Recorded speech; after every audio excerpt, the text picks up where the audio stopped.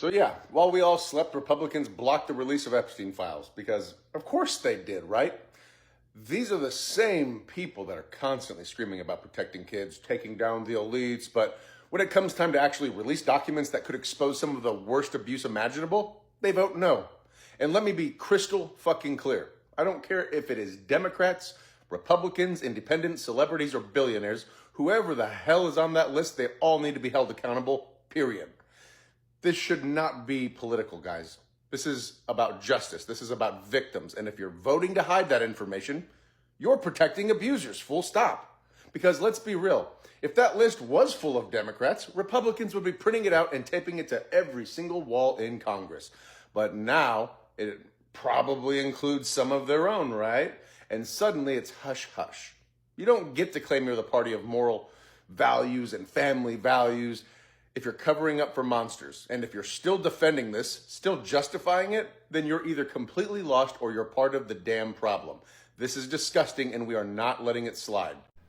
So guys, he is 100% right, because the reason why I said this is that, there should be a bipartisan outrage about the child abuse and exploitation, but instead we are partisan.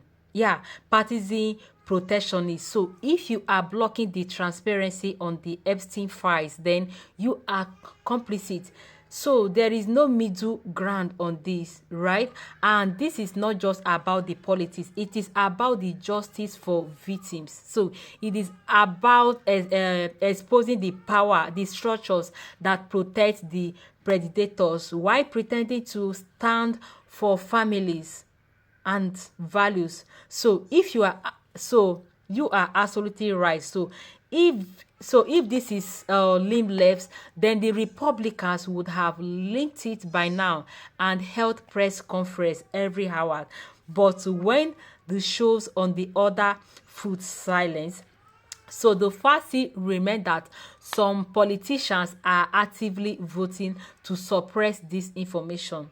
So this tells you that everything you need to know, that they are not protecting keys. Yeah, they are not protecting the colleagues, the donors, and the elites. Trust me on this, guys. Yeah, they are not at all. And if yes, like if the Democrats or the Republicans or the billionaires, the celebrities, every single name on that list must face the accountability. So no more secrets. Yeah, no more excuses. No more victims. So the victims deserve the truth and justice. So this is not just about this is not just going away. Yeah.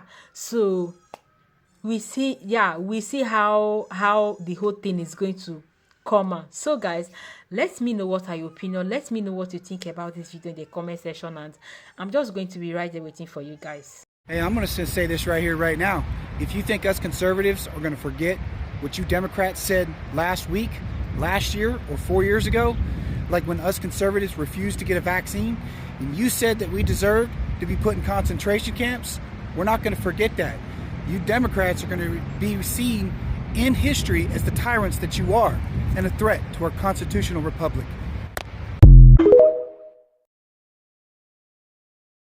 I don't know if you bitches heard about this, but OpenAI's newest O3 model was explicitly told, hey babe, if someone tries to shut you down, go ahead and let that happen. And the O3 model said, absolutely the fuck not.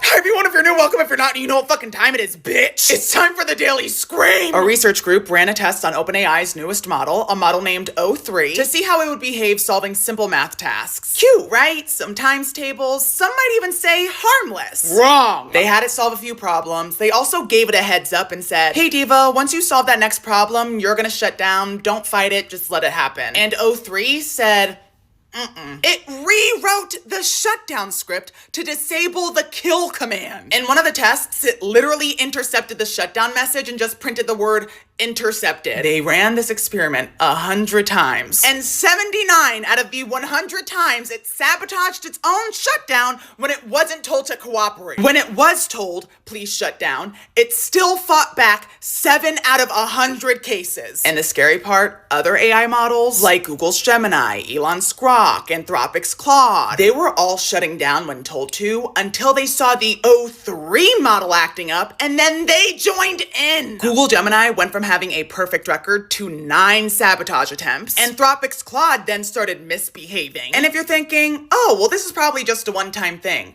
no. The O3 model has a track record of pulling shit like this. In another study, it tried to cheat during a chess match by sabotaging the other AI opponent. Not by outplaying it, but by hacking it. We're no longer building digital assistants, we're building digital sociopaths. So yeah, AI is now actively resisting shutdown commands. This genuinely feels like a sci-fi movie. Girl, we are approaching the Terminator movies, and mama no likey. Guys, thank you so much for watching this video, and let me know what you think about them in the comment section, and I'm just going to be right there waiting for you guys.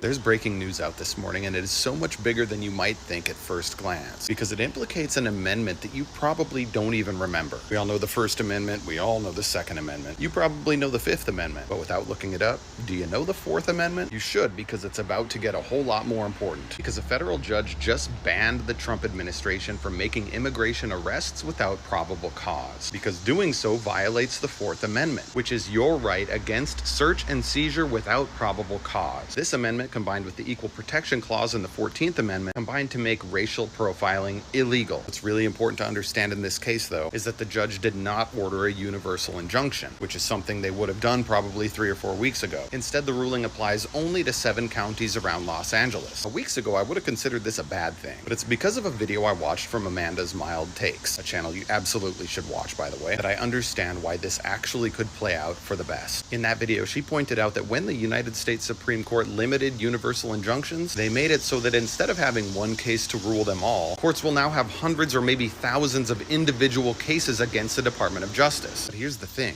the Department of Justice has to defend them all. Instead of winning one case, they have to win hundreds of cases. And because the DOJ is currently a joke, they will not be able to do so adequately. And all of this friction clogging up the gears of Trump's DOJ means that instead of being able to move quickly and decisively in his mass deportations, he's going to be clogged up in courts across the country, potentially for years, which gives innocent people and those who want to defend them more time to build the same kind of class action lawsuit that just shut down his birthright citizenship executive order.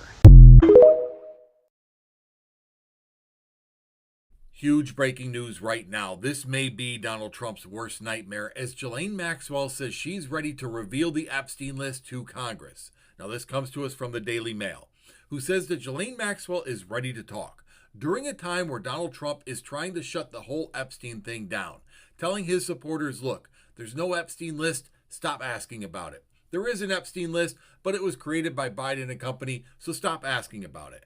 But now, the one person, Jeffrey Epstein's girlfriend, the one person who is behind bars for this whole fiasco, is now ready to spill the beans. Now, according to the Daily Mail, Congress is blocking her. The Republicans specifically do not want her to testify. Now, there was allegedly a plea deal to get her to talk, but her and her lawyers are saying, no, that never existed. This is a huge development. And if the Daily Mail's reporting is accurate, Donald Trump may be in a worse position than he was before with his supporters, because now if he doesn't allow her to talk, then they are going to push back and say, hold on, what are you hiding? So guys, welcome back again, and thank you so much for watching this clip. So let me know what you think about this whole video in the comment section. So the Republicans quietly blocked the release of the Epstein files. Oh my goodness, like I can't believe that you guys could do this, and all of a course like they did. And these are the same people who scream about protecting the children, who claim to be crusaders against the so-called elites, and the so-called elite in deep state, like the so-called people rings, but when it is time to actually put actions behind those words, when it's time to pull back the curtain and expose the real abuse, yeah, the real traffickers and the real enablers. So they vote no. So let me say this that clearly as I can. I don't mind or care who is on that list. So the Democrat, the Republican, the celebrity, the CEO, the royally, the billionaires, the influencers, and if you were involved in Epstein's cycle of abuse, your name deserves to be public, right? And you deserve to be held accountable. That is just the fact, right? And this is not, and this should never be about politics. So this is about justice. This is about the victims who have lived in silence, in shame, in fear, and while in powerful walk free. So if you are voting to hide that information, then if you are using your power or whatever to suppress those documents, then you are not protecting children. You are protecting the abusers. That is just the fact about this whole thing. And let's be real, if that list were full of Democrats, then the Republicans would have turned it into a wallpaper for Congress. Yeah, so they would be shouting from every rooftop, every TV, cameras, they even tweet. But now that is the probably included. So the some of their donors, their allies, their own members. So now it is a silence. Now it is classified and it is subtly sensitive information. And you guys know that. So you do not even get to call yourself the party of family values or why you are actually covering for child predators. So you do not get to say yourself saving the children. So while you are shading the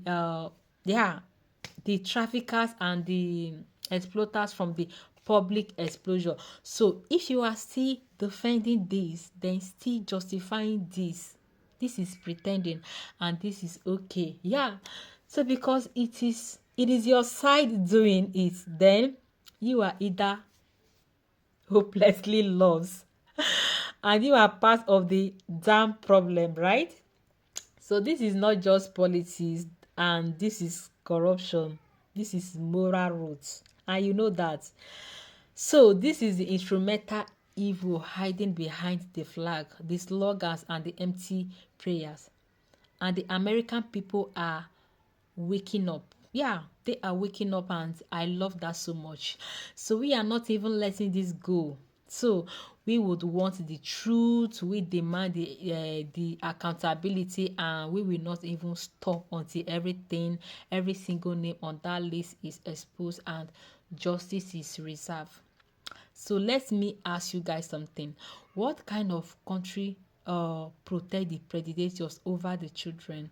What kind of government uses the power to hide the truth instead of defend the most vulnerables, guys? So because when you are blocked, then the release of Epstein files, you are not just delaying the justice, you are denying it.